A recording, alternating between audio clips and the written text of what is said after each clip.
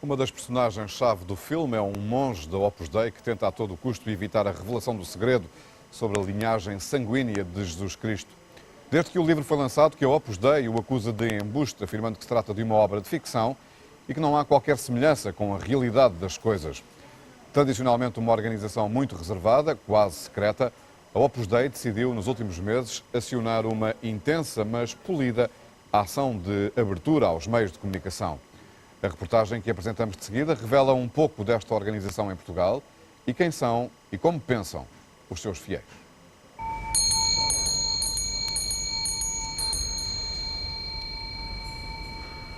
Este é o chamamento diário para todos os fiéis da Opus Dei. A missa é uma obrigação para todos os membros da Opus Dei, a mais reservada organização da Igreja Católica Apostólica Romana.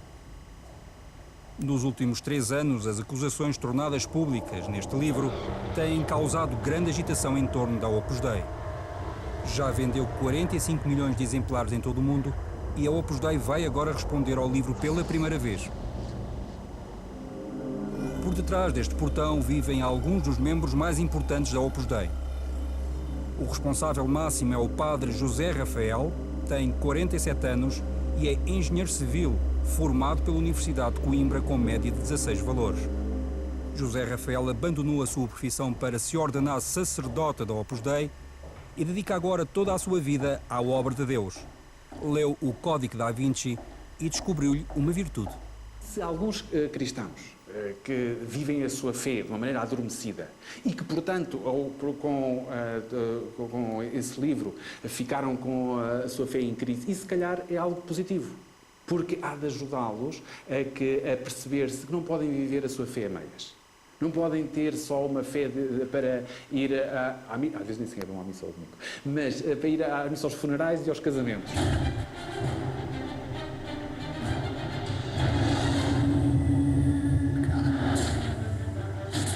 Atrás do livro vem agora o filme, também ficção. A narrativa é do género policial e do enredo sobressai a controversa questão das mortificações. Que existe a prática da mortificação. Existe na Igreja, como sabe, aliás, até em Fátima, por exemplo, Nossa Senhora recomendou àquelas crianças, não obstante a sua juventude, aconselhou-as a serem generosas na penitência e até mesmo penitências corporais, como utilizar uma corda, não é? que lhes fazia sofrer, que de facto lhes doía e que Nossa Senhora disse-lhes para não usarem durante a noite, mas não disse que não usassem durante o dia. Ou às vezes pegavam em pequenos ramos e batiam com estas pedras. Nada que fizesse mal à saúde, como é óbvio. O padre Porto Carreiro de Almada é formado em Direito na Universidade de Coimbra e a sua média de curso também é elevada, tal como é norma, para todos os quadros da Opus Dei.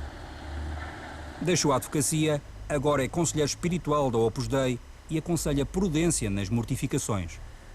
Não é muito próprio do espírito da obra grandes mortificações ou grandes sacrifícios, que têm sempre um perigo, que é o perigo que nos possamos envaidecer, nos possamos orgulhar de algum modo, fazer coisas excepcionais, fazer coisas extraordinárias. Não é? Há um ponto de caminho muito significativo, não é? Em que São José Maria fazia considerar que muitas pessoas, se calhar, se deixariam crucificar diante de milhares de espectadores, não é? Mas que não aceitam bem as alfinetadas do dia-a-dia. Não é? Declaro constituída a Assembleia da República para a 10ª legislatura da Assembleia da República sob a vigência da Constituição do 25 de Abril. Viva a República! Mota Amaral é a cara política mais conhecida da Opus Dei. Aderiu há 40 anos à obra e optou pelo celibato. Foi presidente do Governo Regional dos Açores e mais tarde presidente da Assembleia da República. Qual é a sua opinião sobre as mortificações do corpo? Tudo isto entra na minha privacidade e, por possibilidade, não falo em público como lá por umas razões que tenho. Não usam o tal instrumento? Não falo esta matéria em público, desculpe, considero a sua pergunta indelicada. Na ficção, no livro de Dan Brown, o monge Silas mortifica-se e assassina um conservador do Museu do Louvre que guardava o seguinte segredo. Jesus e Madalena casaram e deixaram descendência que sobrevive até hoje, protegida por uma seita secreta. À volta desta ficção é construído um puzzle cuja ação passa por bancos suíços, pela Igreja do Santo Sepulcro pela Abadia de Westminster e pelas pinturas de Leonardo da Vinci. A ideia é provar que Maria Madalena é mais importante que Cristo e que a Opus Dei luta para esconder esta realidade.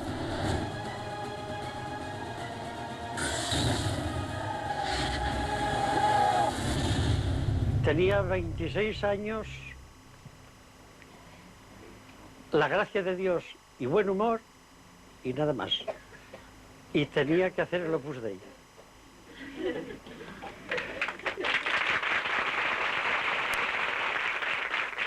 Y decían que era loco. Y tenían razón. Loco perdido. Y continúa loco. Aquí está. Por isso é venido a Santiago. Este homem, José Maria Escrivá, deu vida e alma ao Opus Dei, fundada há quase 80 anos em Espanha.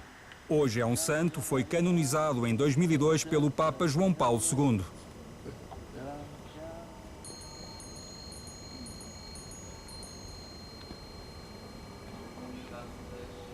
A Opus Dei tem atualmente 85 mil membros em todo o mundo. Em Portugal existem 1.400 aderentes, mais de um terço são jovens, alguns vivem em residências universitárias. Em comum voltam a ter notas altas nos seus estudos e uma fé rigorosa nos princípios doutrinários da Igreja Católica Apostólica Romana. Eu sempre fui cristão, mas esse cara era um cristão assim, um bocadinho assim. E à medida que me fui aproximando dos meios de formação da obra, confessava-me com o sacerdote do Opus Dei e fui-me apercebendo que podia levar a vida cristã mais a sério e ser um cristão mais a sério e tentar mesmo ser santo, que é este o objetivo último.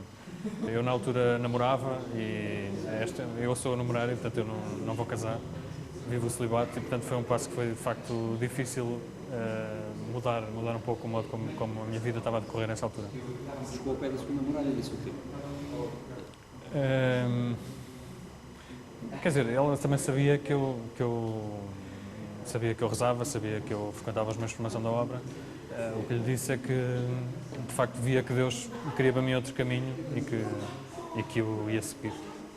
Nós, pegando nas palavras do Santo Padre, vamos também tentar ver qual é o sentido que a Igreja quer dar a muitas das coisas que estamos a viver. Pedro Rodrigues recolhe a capela. Foi engenheiro informático, hoje é responsável por uma residência universitária da Opus Dei. Pedro Rodrigues seguiu o caminho de todos os membros numerários, abraçou o celibato e dedicou-se à obra de Deus. Aqui no coração de Lisboa fica a sede doutrinal da Opus Dei. O espaço é articulável e prova-se assim que a oração e a fé andam de braço dado com a vida diária de todos.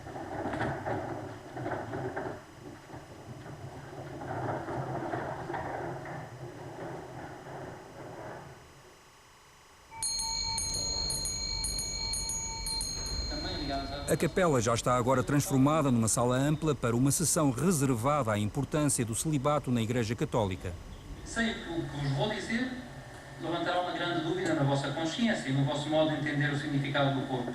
Vou-vos falar da continência e, sem dúvida, que vocês associarão isso ao estado de deficiência física inata ou adquirida por causa humana. Eu, porém, quero dizer-vos que a continência também pode ser voluntária e o homem pode escolhê-la pelo reino dos céus. E também aqui vale a pena insistir, uma vez mais, para que não haja dúvidas, não é, que a continência, ou o celibato pelo reino dos céus, é não para pessoas diminuídas, mas para pessoas normais. Em Portugal, os numerários são 400. O seu recrutamento é rigoroso e segue o estilo de São José Maria Escrivá. Grandes assembleias e uma notável capacidade de comunicação. Nuestro amor de cristianos tiene que ser así. Jesucristo, María Santísima, San José el Papa. El Papa por encima de todo. Y después rezar para que sea simpático, para que haga las cosas bien, etc. ¿Verdad? Sí, para el Papa este...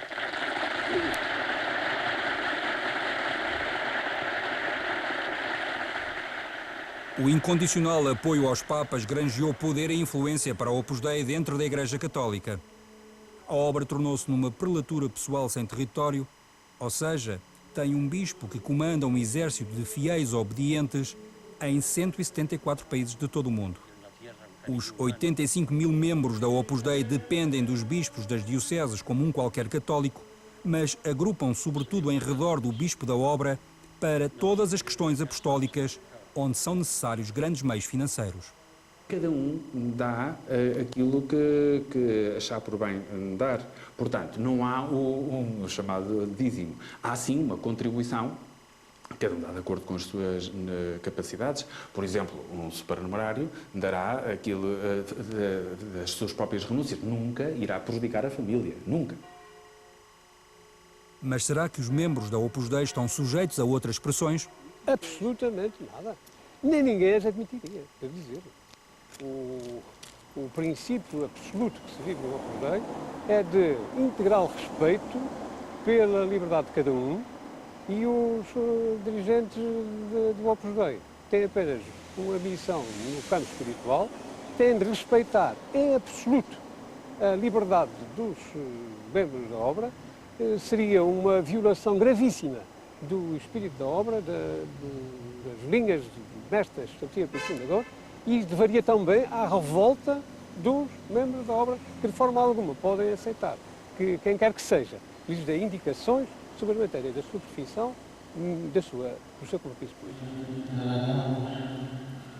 Nas últimas décadas tem sido repetidamente afirmado que a Opus Dei salvou a Igreja Católica da bancarrota, quando o Vaticano foi envolvido no escândalo da falência fraudulenta do Banco Ambrosiano. O escândalo atingiu o arcebispo Paulo Marcinkus, uma espécie de primeiro-ministro do soberano Papa João Paulo II. Foram necessários milhões de contos para pagar aos credores e salvar a face do Papa. Um banqueiro italiano enforcou-se, mas nunca se provou que a Opus Dei tenha oferecido o dinheiro necessário à salvação do Vaticano. Há pessoas do Opus Dei que trabalham em bancos, mas essas pessoas têm a sua profissão, assim como há outros, por exemplo, que trabalham em hospitais, e esses hospitais não são do Opus Dei. Ou há outros que têm trabalham, por exemplo, estou-me a lembrar de alguns que são taxistas. O táxi não é do Opus Dei. Em Portugal existem grandes banqueiros que assumem ser da Opus Dei, mas muitas vezes são os mais simples que assumem a defesa intransigente da obra de Deus. Foi a maior graça que eu podia ter recebido na minha vida, porque me dá muita ajuda e porque me ajuda a cada vez mais ver que Deus é meu Pai, que Deus me ajuda a ganhar intimidade com Deus, com Jesus, com Nossa Senhora, e a lutar para conseguir santificar-me no meu trabalho, santificar-me na família, santificar-me na ajuda aos outros.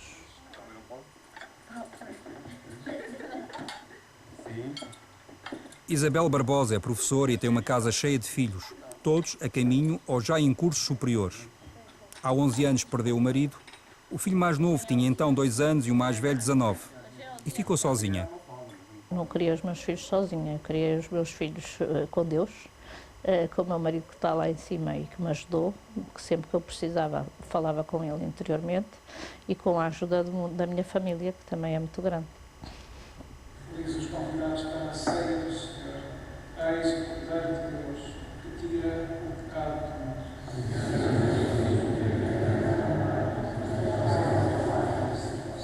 Eu identifiquei-me com tudo isto, por exemplo, com esta conversão do nosso trabalho, das nossas amizades, de todo o nosso dia-a-dia em oração, foi uma coisa que me atraiu muito.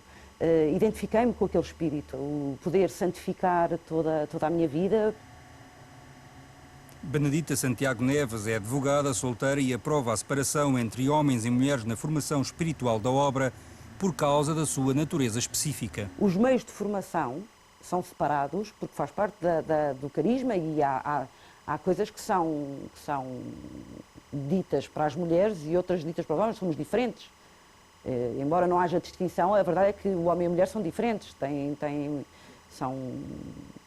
Como é que eu lhe de explicar? Maneiras de estar diferentes? Não é maneiras de estar diferente, o homem e a mulher complementam-se, são diferentes.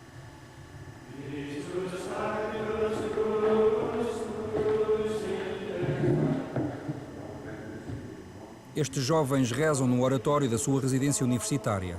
rezam e estudam separadamente das mulheres. Pedro Rodrigues ajuda-nos a compreender um último ponto da obra de Deus, a sua relação com o outro sexo. Eu não diria que não tem importância. Há muitas mulheres na minha vida, tenho colegas de trabalho, tenho a minha mãe, num plano mais espiritual tenho Nossa Senhora, portanto, mulheres continuam a existir na minha vida a mesma. O que sucede é que é um pouco como quando uma pessoa casa, deixa de olhar para as outras mulheres todas de determinada maneira, e depois eu tento fazer o mesmo, só que em lugar de ter casado com uma mulher, depois no fundo entreguei-me a Deus.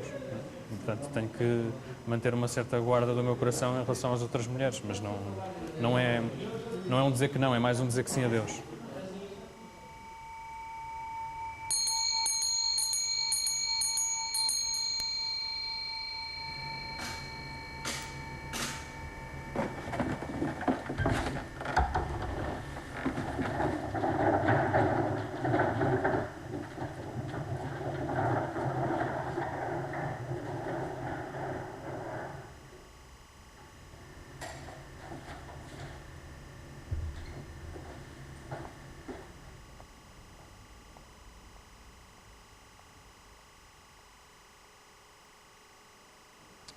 Um olhar pelo interior da Opus Dei em Portugal, no dia em que estreia o Código da Vinci nos cinemas. Devido ao horário excepcional deste telejornal, retomo agora as principais